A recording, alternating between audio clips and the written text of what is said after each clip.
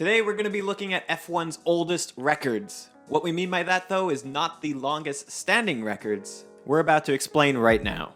I'm getting old and tired waiting for this season to start, so that's what inspired this idea. Not to mention Tommo did his own video where he summarized the youngest drivers to win a race, so we're going to be doing the contrary and looking at some of the records that are set by the oldest people in Formula 1. And of course, don't forget to like and subscribe. Write down in the comments if you think any of these records we're about to cover will be ever broken. And without further ado, let's just get right into it. When we look at the current F1 grid, you'll notice that the majority of the drivers are extremely young, with most of them being in their early to mid-20s. It's getting weird being a fan of F1, where it's reaching the point where the majority of the grid is now going to consistently be younger than us as opposed to older. And this is only going to be more common as the years progress, because, you know, that's how age works. But it's curious to see why the grid is so young when a lot of the drivers seem to reach their peak and become even stronger in their performance once they reach their 30s, which, mind you, is still young, but apparently not so young in terms of the sport.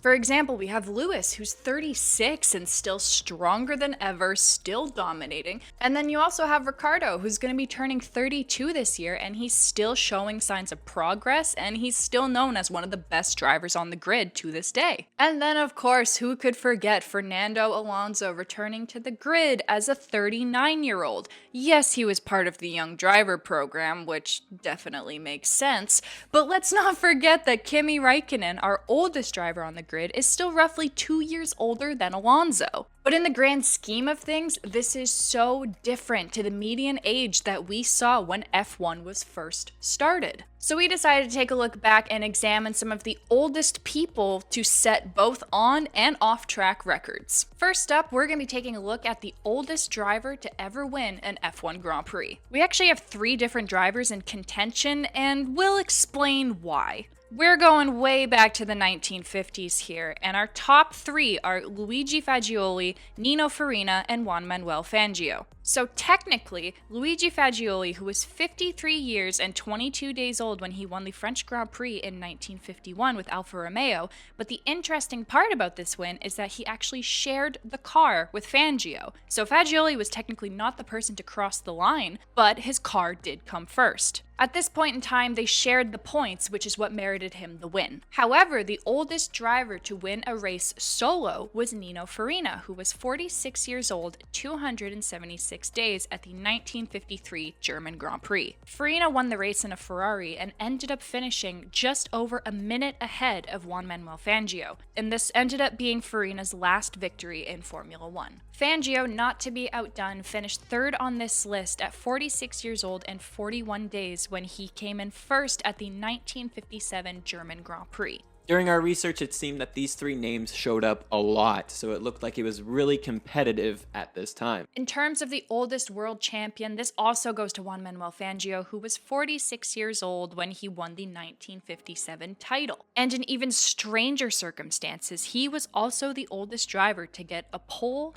a win, a fastest lap, and lead every single lap, all within the same race, also known as a Grand Slam, at the 1956 German Grand Prix. Even with Mercedes' dominance in recent years, we haven't quite seen a performance like this in a long time. Even decades later, he's still referred to as one of the greatest of all time, having won 5 drivers' titles, making him 3rd in line to have won the most titles after Schumacher and Hamilton. Moving on to the oldest driver to start a race, we have Louis Chiron, who entered at 55 years, 9 months, and 19 days for the 1955 Monaco Grand Prix, where he finished 6th. He did try to beat his own record when he later entered the 1958 Monaco Grand Prix at 58 years old, but unfortunately he did not qualify for the race. The oldest driver to score points, however, was Philippe Étincelin, who scored at 53 years old, 249 days at the Italian Grand Prix in 1950. So we've covered all the basics. Most of these, of course, happened in the 50s because, as you know, as F1 cars continue to evolve, this required more physical strength from the athletes. That isn't to say that the level of difficulty to drive some of these older F1 cars wasn't incredibly difficult and incredibly technical. We've seen the on-track footage. Those things were practically death machines. We're just saying that Apparently back then, it was easier to enter an F1 race at any given age, and this also could have been part of wealth and kind of an old boys club type of thing. And willingness. That too. When looking at some of the oldest pole sitters, once again, of course, we have Fangio and Farina on this list once more, with Nino Farina getting pole position at 47 years old and 79 days at the 1954 Argentine Grand Prix. Juan Manuel Fangio went on to get pole at the same race in 1958 at 46 years old and 209 days. That would make it only 235 days apart in age. In more recent years, we see Kimi show up on this list in 8th place, when he qualified in 1st place at the Italian Grand Prix in 2018. But he only did this at the age of 38 and 319 days old. Hats off to you, Kimi. Maybe you'll move up this list next year. If that alpha gets better. Or who knows, a wet qualifying session could happen. However, we do have a very strange record in the form of the feeder series F2/GP2, which was what it was known as at the time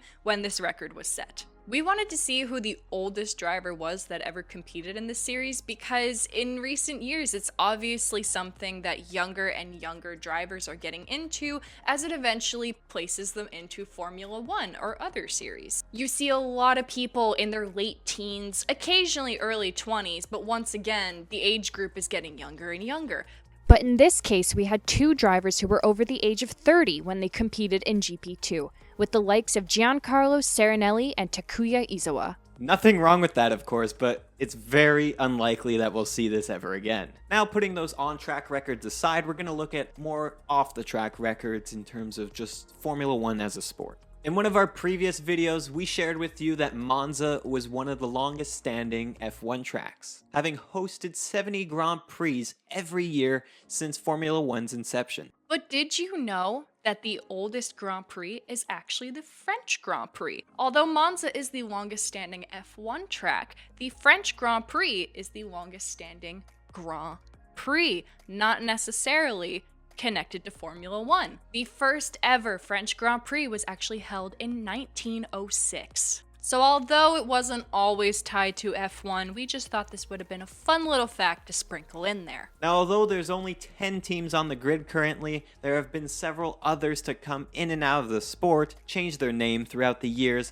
but there's been one that has always remained in the sport. That is, of course, Ferrari, who have been here just as long as Monza has been since the start of Formula 1. And who could forget the SF1000, celebrating their 1,000th race in the sport. Now, when looking at the longest serving team principal, it goes to none other than Sir Frank Williams. With over 50 years serving as team principal, he amassed 9 constructors titles, 7 driver titles, 114 race wins, and has built a legacy in this sport. Of course, some people might say that he wasn't a team principal for quite this long, as Claire took over as deputy team principal in 2013, but Frank still played a role within the team, and honestly, we just miss seeing them in the paddock. Now looking at the people behind the cameras, of course, we couldn't do this video without mentioning the great Murray Walker. He's one of the most recognized and well-known F1 commentators throughout the years, having done live F1 commentary for the BBC between 1976 and 1996. He later also went on to provide commentary for ITV between 1997 and 2001, demonstrating a 23-year full-time commentator role. He retired from full-time commentary after the 2001 United States Grand Prix at the age of 78. Although he retired from full-time broadcasting, he did return in 2005 for part-time roles and has also made appearances on BBC, Channel 4,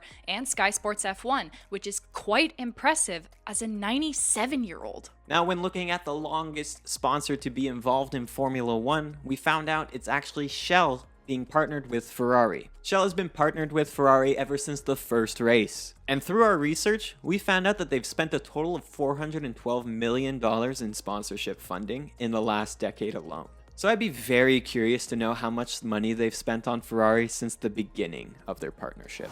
So these were some of the oldest records that we could find. Are there any others? Let us know down in the comments if we missed any. It is so impressive to see some of these records set by people that are so much older than the average F1 driver in current times. For example, Kimi, the oldest driver on the grid, is 41, will be turning 42 by the end of the season, but to think that he is currently the oldest F1 driver on the grid in present times, and still he was 12 years younger than the oldest race winner and 4 years younger than the oldest world champion. He would have to be 50 years old to break into the top 10 of the oldest drivers to start in a Formula 1 race. Who knows? Maybe we might see Lewis Hamilton, after he retires, suddenly come back to the sport, much like Fernando, at the age of 55 just to beat all these records. Something to think about. Let us know down in the comments what your thoughts are. Of course, if you have enjoyed this video, don't forget to leave it a like, hit that subscribe button, check out this video if you haven't already. Cass, what's our social media? As per usual, make sure to follow us on social media at CCF1 channel to keep the conversation going. And we will catch you in the next video.